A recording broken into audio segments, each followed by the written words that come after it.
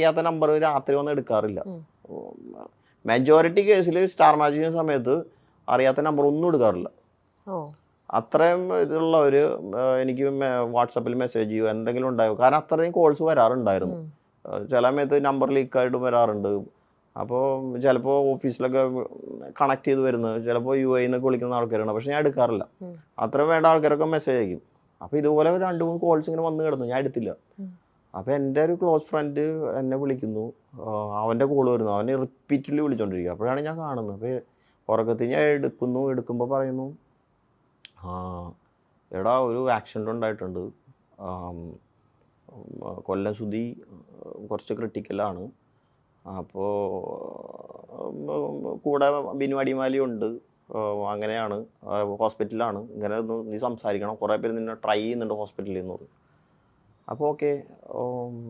അതിൻ്റെ തലേദിവസത്തെ കാര്യം എന്താണെന്ന് വെച്ച് കഴിഞ്ഞാൽ, അതിൻ്റെ ഒരു 3 days മുമ്പ് ഞങ്ങൾക്ക് ഷൂട്ട് ഉണ്ടായിരുന്നു.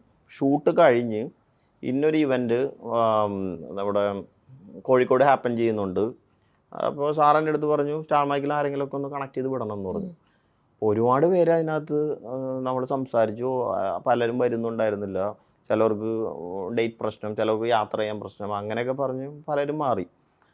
അവസാനമാണ് സുധിച്ചേട്ടൻ അതിനകത്ത് അലൈനാവുന്നത്.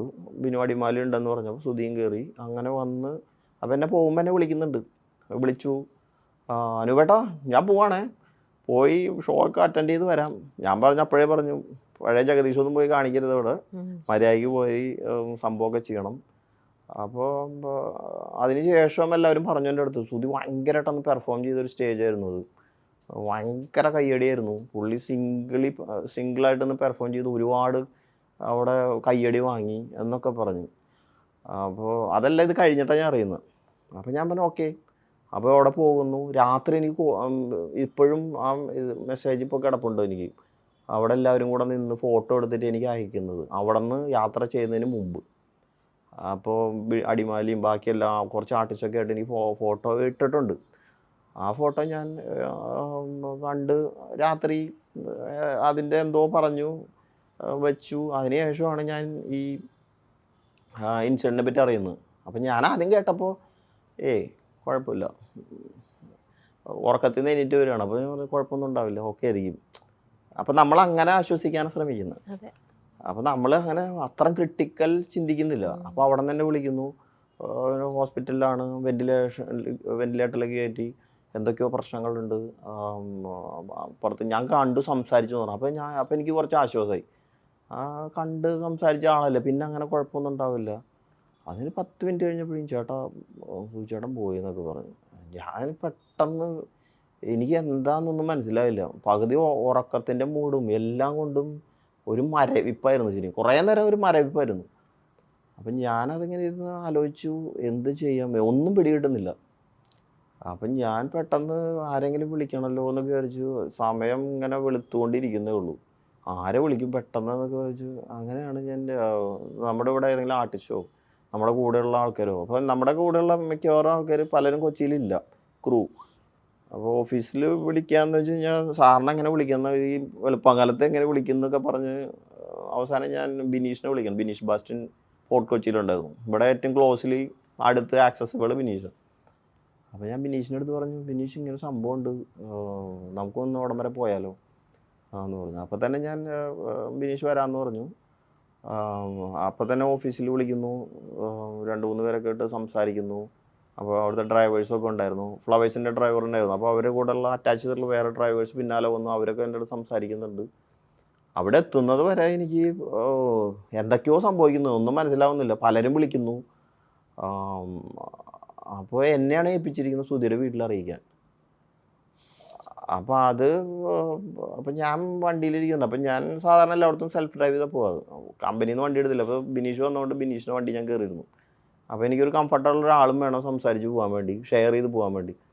അപ്പോൾ ഞാനിങ്ങനെ ഇരിക്കുകയാണ്. അപ്പോൾ എൻ്റെ അടുത്ത് ഹോസ്പിറ്റലിൽ പറഞ്ഞു, പോയി ഇനിയൊന്നും ചെയ്യാനില്ല, ചേട്ടൻ ഔദ്യോഗികമായിട്ടും അവരെ അറിയിക്കണം എന്ന് പറഞ്ഞു. അപ്പോൾ ഇത് എങ്ങനെ അറിയിക്കും എന്നുള്ളതാണ് കാര്യം.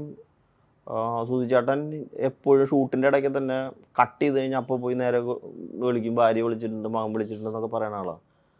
അപ്പോൾ രാവിലെ 6 മണിക്ക് വിളിച്ച് ഞാൻ എങ്ങനെ പറയത്? അപ്പോൾ എനിക്കൊരു പിടിയും കിട്ടുന്നില്ല. ഞാൻ കൈയൊക്കെ കുറച്ച് വിറച്ച് കുറച്ച് നേരമൊക്കെ ഇരുന്ന്.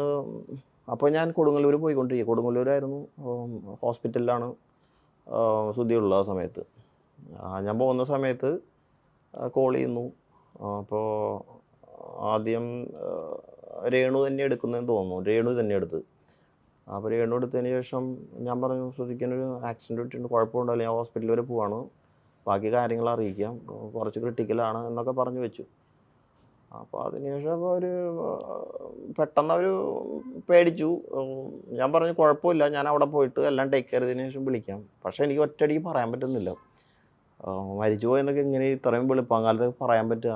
അപ്പോൾ ഞാൻ വിചാരിച്ചു അവിടെ ആരെങ്കിലും അടുത്ത് ഉള്ള ആൾക്കാരെ അസൈൻ ചെയ്ത് ഡയറക്റ്റ് പോയി പറയാമെന്നൊക്കെ വിചാരിച്ചപ്പോൾ ആരെയും ആക്സസിബിൾ ആയിട്ടില്ല. ആ സമയത്ത് ഐശ്വര്യ ഉണ്ടായിരുന്നു, നമ്മുടെ സ്റ്റാർ മാജിക്കിൽ.